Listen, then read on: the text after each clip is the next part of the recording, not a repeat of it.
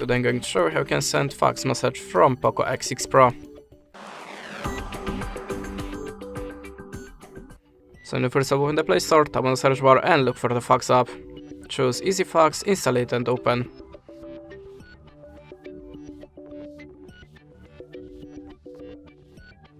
Now click on the plus and choose source of your document. I'm gonna pick something from my gallery, like this photo. Select it and click on the allow. Now you can add this shape to your document or the picture.